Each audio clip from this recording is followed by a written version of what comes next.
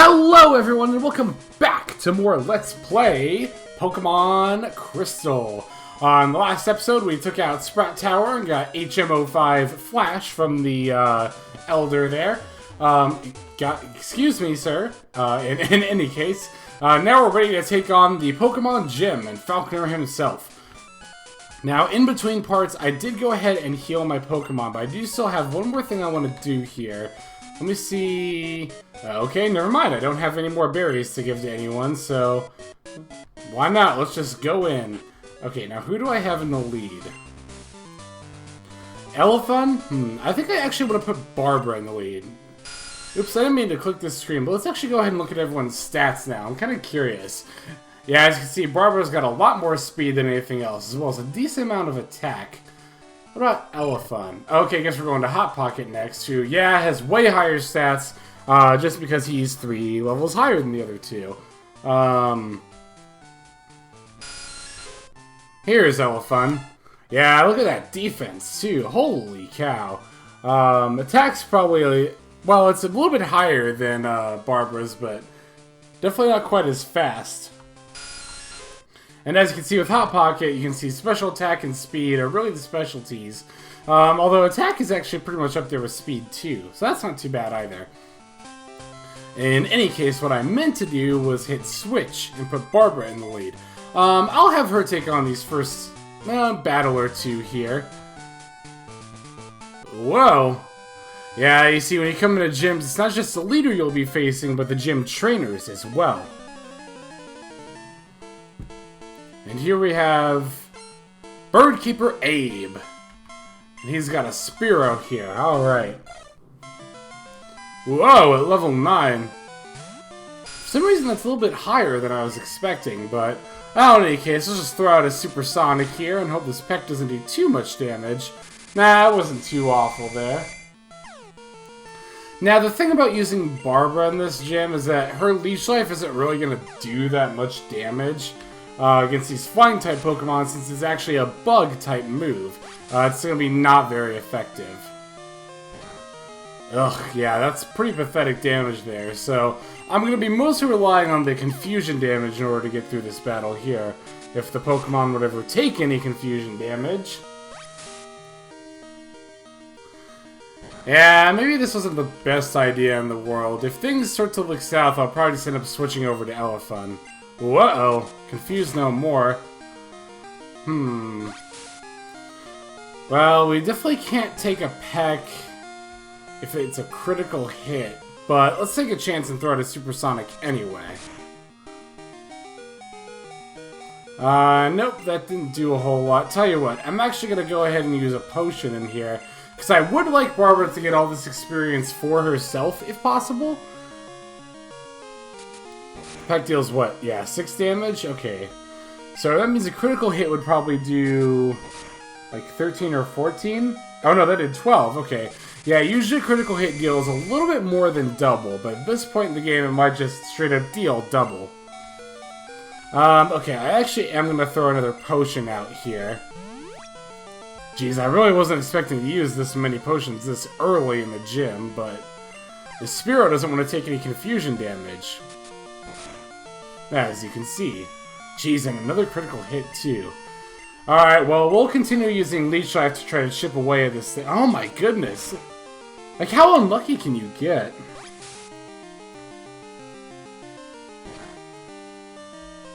Yeah, and we only heal 1 HP from that.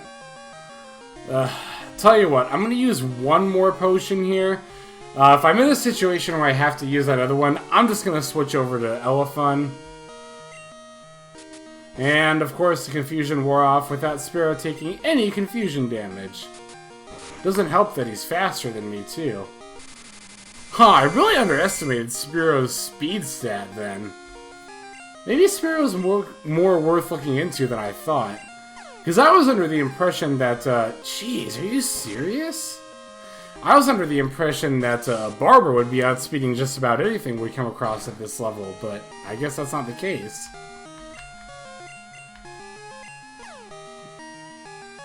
There we go, finally.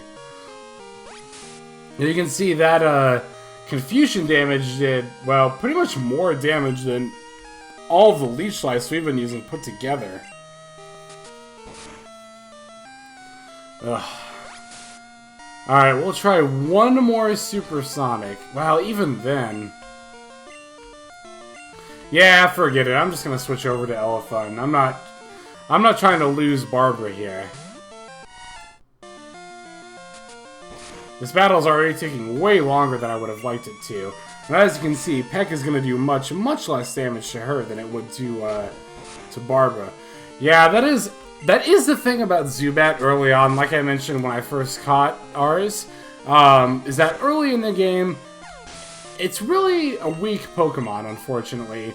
Its only offensive move being Leech Life until level 13. It's just not very conducive to that early game training. But tell you what, I'm gonna go run over to the Pokemon Center real quick, and then I'll be right back. Okay, we're back in the gym here, and we got one more trainer before Falconer. I'm actually gonna keep Barbara in the lead, because I know this trainer has weaker Pokemon than the one we just fought. And then I'll probably put Alpha in the lead when we actually get up to Falconer himself. Okay, looks like we have another bird keeper here. This one's name is Rod. Hot Rod? No, that's something else. It's a very funny movie, actually. One of my favorite comedies. In any case here, just like the last battle, we're just going to go ahead and throw out a Supersonic to start with.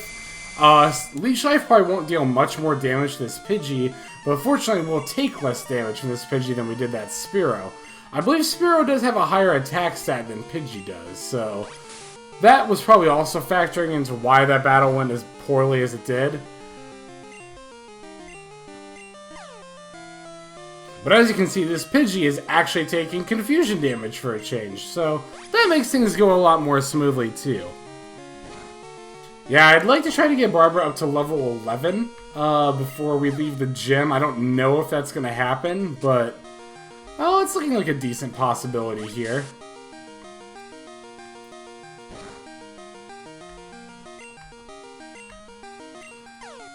Hit yourself again? No, no such luck. Oh yeah, that's much better. Well, it's not much better. I mean, that's 5 damage instead of 6, but even that small difference does add up over time. Okay, confused no more. So I'm going to throw out another Supersonic here. It says it didn't affect it, which is actually kind of misleading text. That really just means the move missed. But, yeah, the crappy thing about Supersonic is that it's only got a base accuracy of 55%. Now, there is another move that we're going to get later that deals confusion a little bit more reliably, but for now we're going to have to stick with Supersonic. Ah, jeez. Yeah, I'm going to use another potion. I really don't want to have to leave again. Now, like I was saying earlier, this isn't a good showing for Barbara, but it's really because her only moves are Leech Life and Supersonic. Once she actually gets a little bit of variety, then you'll start to see, then you'll start to see how useful she can really be. But this is what puts a lot of people off from using Zubats in the first place, is how weak they are early in the game. That coupled with how often they appear in caves, leads people to believe, oh, this Pokemon's just crap. It's appearing everywhere and it's really weak, much like the Caterpies and, you know, Rattatas and stuff I've been fighting. But, no, that's actually not the case with Zubat here.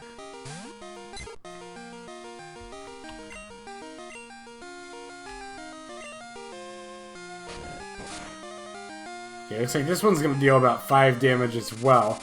There is actually a little bit of stat fluctuation between Pokemon.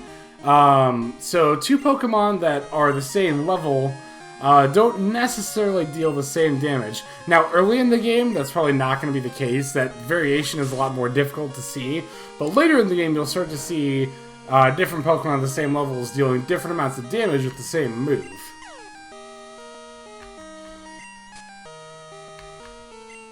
And it looks like we're not going to get level 11 off of this battle alone, but I'll try leaving Barbara in front for the next battle just to see if she can get that little bit of experience to push her over the edge.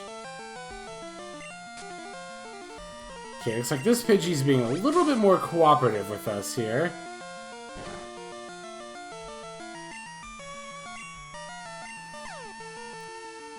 Nice, alright, yeah, this is more than, or rather that more than makes up for the hard time we had against that Spearow there.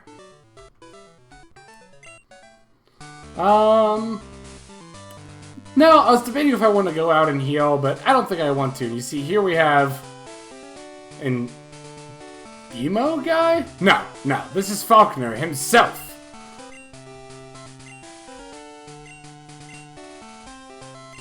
Literally, because you can't get electric Pokemon at this point in the game.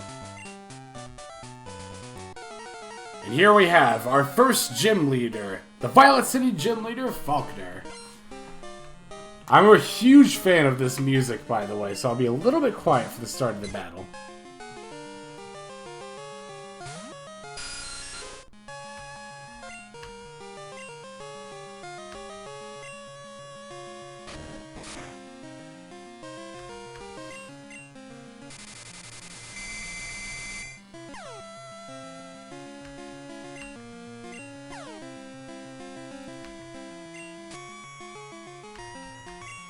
Yeah, this is just such good music, and if you listen to remixes of it, like from later generations, it only gets better.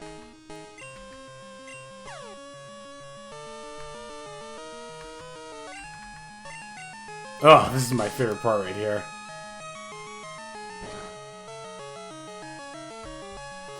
Alright, well, enough gushing about the music. Let's get into this battle himself. So as you can see, Falconer starts off with a level 7 Pidgey, which isn't too bad to deal with. But his next Pokemon is going to be a little bit tougher. We'll see here shortly. I decided to go ahead and just stick out this Pidgey with Barbara, just to see if she could take him out by herself, which it's looking like that is going to be the case here. Once Falconer gets to his second Pokemon, though, I am going to want to switch. So this should also deal about 5 damage. Let's go ahead and get this Pidgey confused again. Confusion in general is a pretty good strategy for gym battles. I mean, any battle, really, but especially gym battles. In particular, if you can get a Pokemon both paralyzed and confused, that Pokemon only has about a 25% chance of actually landing a hit on you. So that's pretty nice.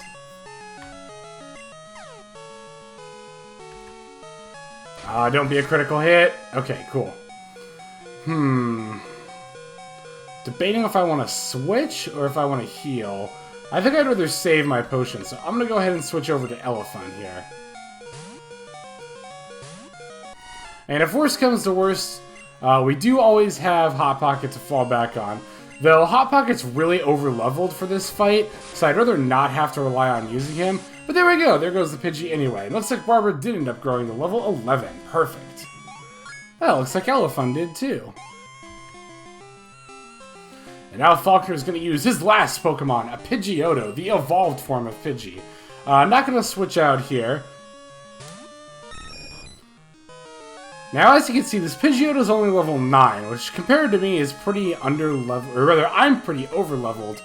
The thing is, though, being an evolved Pokemon, this Pidgeotto's got quite a bit higher base stats than a Pidgey at this level would. So you do still want to be careful about that. This Gust in particular can deal pretty decent damage normally. Elephant having a high base defense is going to take a whole lot of damage from it.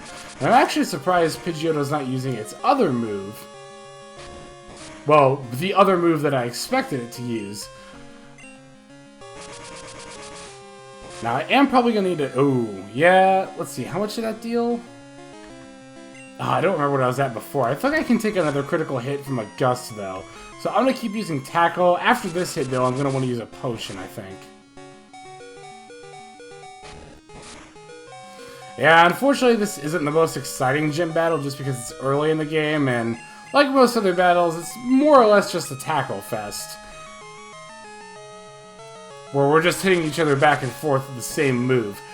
Future gym battles will be a little bit more nuanced in how you approach them. Particularly one I'm thinking of a little bit later in the game. Not too much further, but still a little bit away. A little bit ways away, rather. With this tackle, though, we should be able to finish off Pidgeotto here. And yes, that does it. Down he goes. And wow, we get quite a bit of experience from that. And with that, we have defeated Leader Faulkner.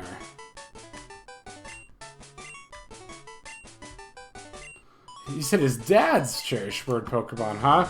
Yeah, that's a little bit of backstory. I don't remember if an NPC tells you that later, or if that's just a thing you learn in the anime. But Faulkner actually inherited both Pidgeotto and the gym from his dad. And that's kind of cool, the gym leaders having little backstories like that. And Faulkner's also going to give us a TM. Like the HM, this will teach us a new move, but this one won't be permanent. Oh, looks like he's going to explain that as well. And yeah, TMs can only be used once, so be careful about how you use them. This one in particular contains Mud Slap, with which both his Pidgey and Pidgeotto know, but for some reason just didn't use it all during that battle. So like he was saying, Mud Slap is actually a move that lowers accuracy as well as dealing damage. And I don't know why the Flying type leader has this, but Mud Slap is actually a ground type move. So I would like to teach Mud Slap to a Pokemon. I'm going to teach Mud Slap to Elefun. Now, Elefun has a same type attack bonus move that she can take advantage of. Mud Slap doesn't really have that high a base damage, but the lowering accuracy is still pretty useful. Oh, really? Yeah, we can go over and talk to him. I need to stop by there to heal my party up anyways, so let's go ahead and do that. First things first, I'm going to heal my team before I talk to the assistant here.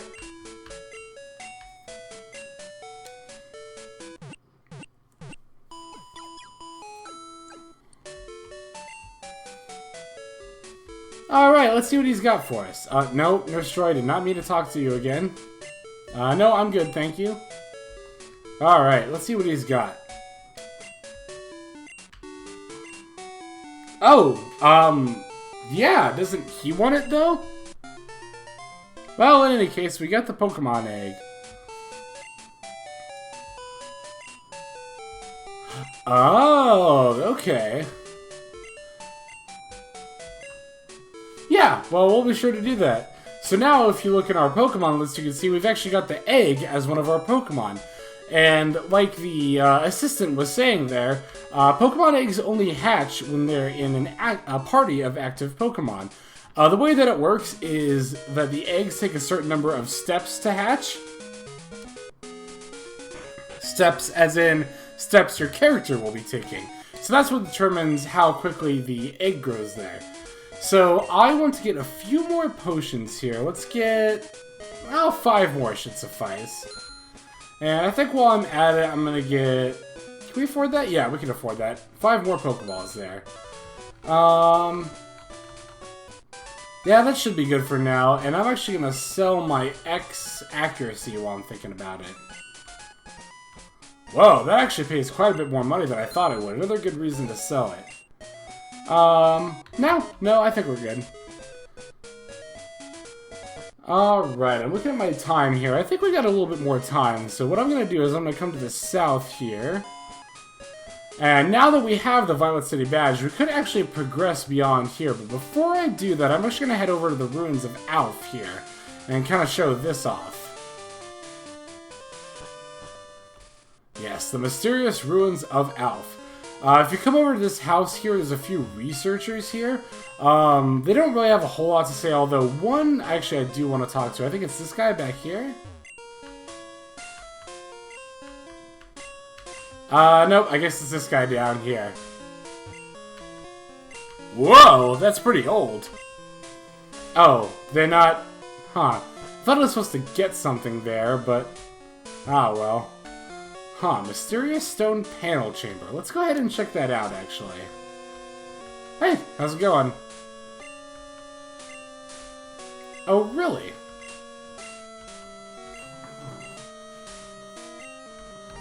Huh. Okay. Well, let's see what this guy has to say.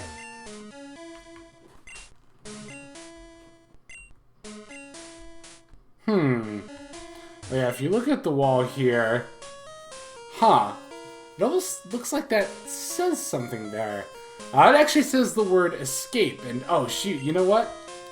I actually do want to go back to the mart in town. I think I'm probably going to do that off-screen real quick. I want to go back there and buy an escape rope, so hang on real quickly.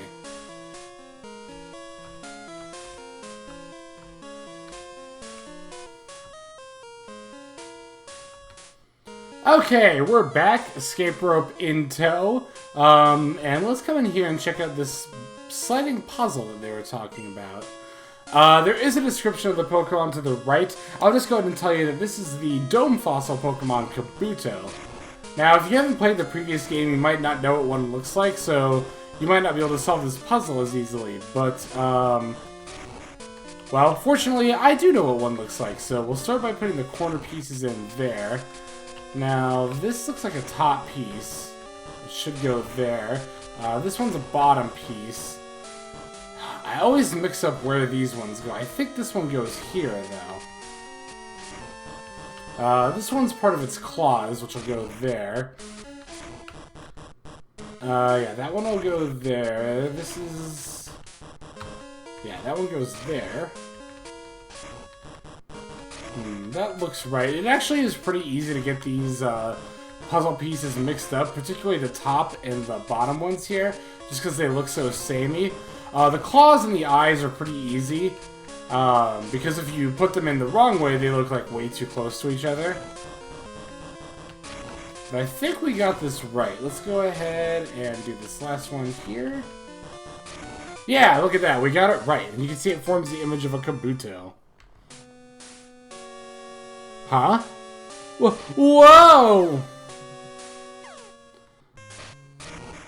A strange presence. Whatever could that mean? Well, in any case, let's see if we can find our way out of here. All these weird statues here. I see a ladder down there, and... What's this? Well, it's one of the letter Pokemon, Unknown. Unknown, you pretty much always find at level 5 down here. And you can see this one kind of looks like the letter J. Well, there are actually 26 different kinds of Unknown. And each of them forms a letter of the alphabet. Actually, I think there's a couple more that have, like, question marks or exclamation points. But I don't know if those are in this game. Those might just be from later games. Now, all Unknown use the move Hidden Power.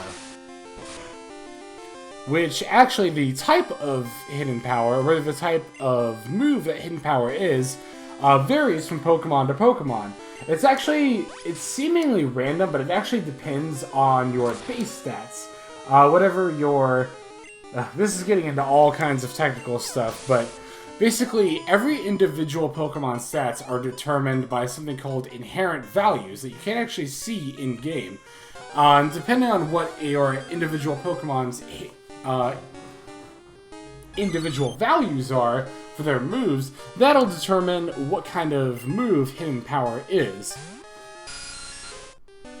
Now, all Unknown are Psychic-type Pokemon, and they don't learn any moves besides Hidden Power. On top of that, they have really low base stats. Yeah, you can see that ladder just takes us out right back here.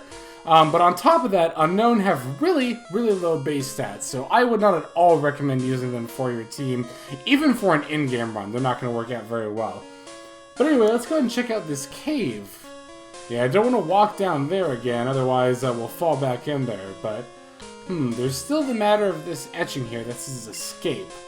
Well, let's go ahead and try using that escape rope that we bought back in town.